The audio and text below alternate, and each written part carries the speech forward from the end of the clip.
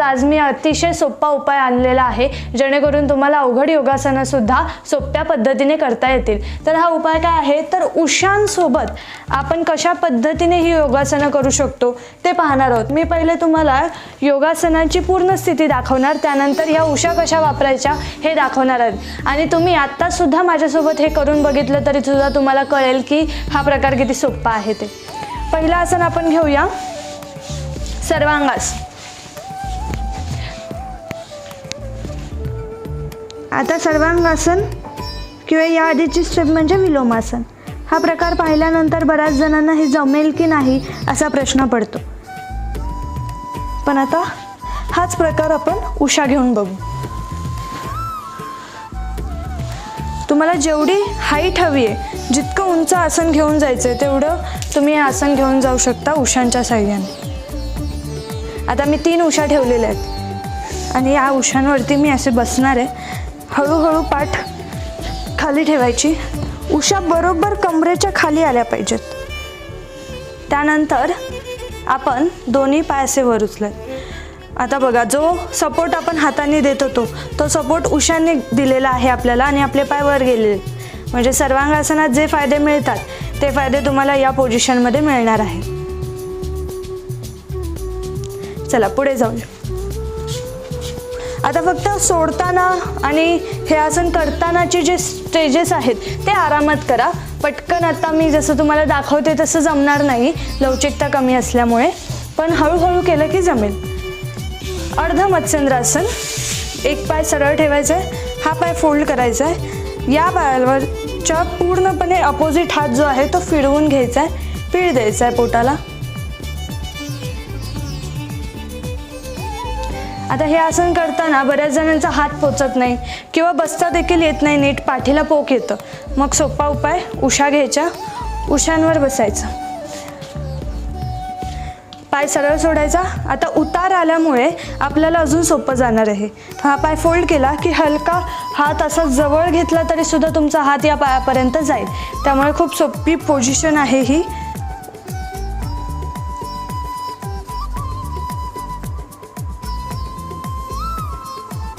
अशा पद्धतीने हे आसन करायचं आहे। पुढचं आसन पश्चिमोत्तानासन। दोन्ही पाय सरळ सोडायचे, दीर्घ श्वास घ्या, श्वास सोडत सोडत पायाचे अंगठे पकडा।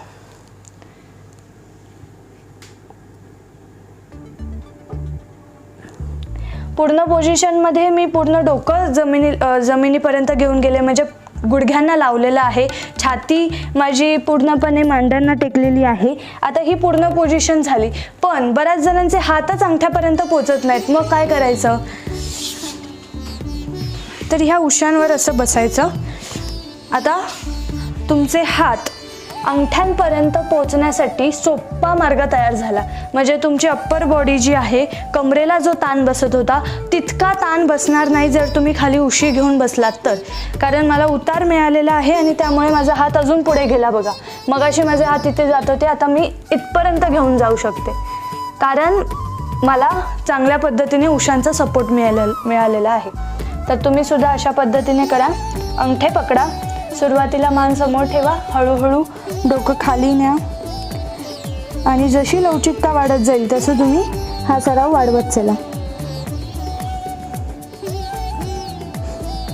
हाच प्रकार तुम्ही उशा पायांच्या ठिकाणी घेऊन पण करू शकता। अशा पद्धतीने उशा ठेवायच्या आहेत आणि त्याच्यावर पाय ठेवून अंगठे पकडायचे। वडीलधारी जी मंडळी आहेत, ज्यांना आसनं करायला जमत नाहीत पण आसनं तर खूप उपयोगाची ठरतात, तर अशांसाठी हा प्रकार खूप उपयोगाचा आहे। पुढे जाऊयात। आता आपण शलभासन बघणार आहोत।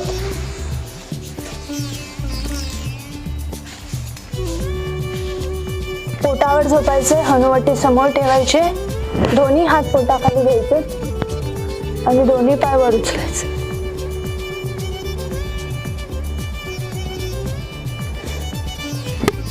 आता इथे मांड्यांमध्ये वजन जास्त असेल आणि त्यामुळे वजन आपल्याला झेलून घेता येत नसेल तर मांड्यावरच येत नाहीत, म्हणून आपण उशांचा आधार घ्यायचा आहे। जरा जास्त उशा घ्यायच्या, कारण ह्या उशा जरा मऊ आहेत त्यामुळे लगेच दबल्या जातात. पण तुमच्या घरी जरा कडक उशा असतील तर तशा उशा घ्या. अशा पद्धतीने एक स्लोप बनवायचा आहे आणि तुमचा ओटीपोटाचा भाग उशांवर ठेवायचा. हनुवटी समोर बघा, आपोआप माझे पाय वर आले.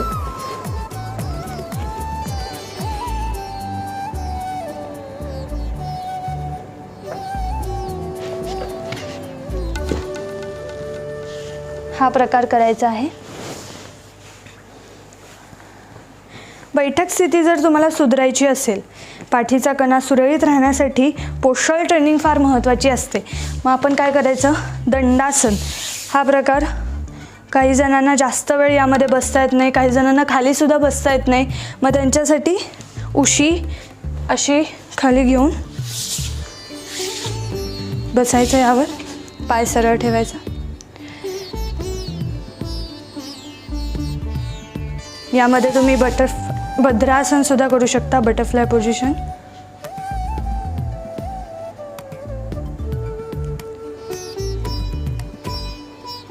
आता बॅकवर्ड बेंडिंग मधलं अजून एक आसन, ते म्हणजे मत्स्यासन. हे आसन बघितल्यानंतर खूप जणांना असं वाटतं की पाठीचा कणा इतका वाकणार नाही. दोन्ही हात फोल्ड करायचे, छातीवर उचलायचे नाही, डोकं आत घ्यायचं.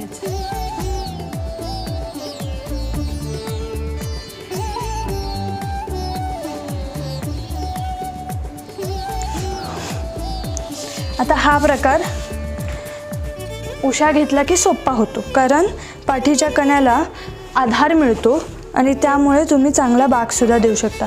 तुम्हाला कुठे बेंड करायचं आहे तिथे तुम्ही बाक देऊ शकता. कमरेच्या ठिकाणी ठेवलेत तर कमरेच्या इथे सेतुबंधासनासारखा जो स्ट्रेच आहे तो मिळेल, आणि मानेच्या इथे ठेवले तर मत्स्यासनासारखा. दोन्ही दाखवते. साधी मांडी घालू शकता किंवा पाय मी मगाशी सरळ ठेवलेले तसे ठेवू शकता. हळूहळू मान जी आहे ती अशी सैल सोडून द्यायची. हात असे वर घेऊ शकता तुम्ही.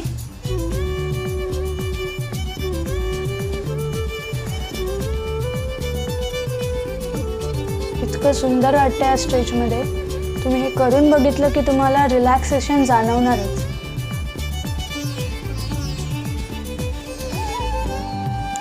आता सेतुबंधासन कसं आहे त्याचा सुद्धा एक ताण दाखवते मी तुम्हाला.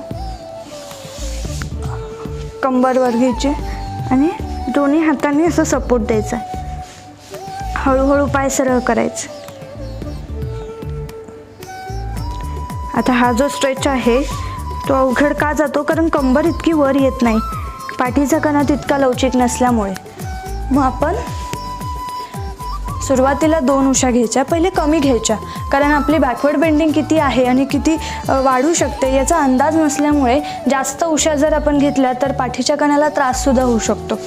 त्यानंतर हळूहळू बसायचं आहे उशांवर आणि अर्धी कंबरसुद्धा उशांवर आली पाहिजे. आणि मग आपण पाठीचा कणा हळूवार खाली ठेवायचा आणि पाय सरळ करायचे, हात वर घ्यायचे. मगाशी जो मी तुम्हाला ताण दाखवला तोच ताण थोडा हाईटने कमी प्रमाण असताना आपल्याला मिळतो. पोटाच्या सर्व अवयवांसाठी खूप उत्तम आहे.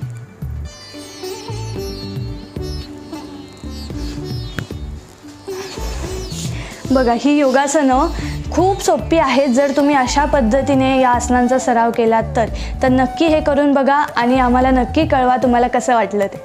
धन्यवाद.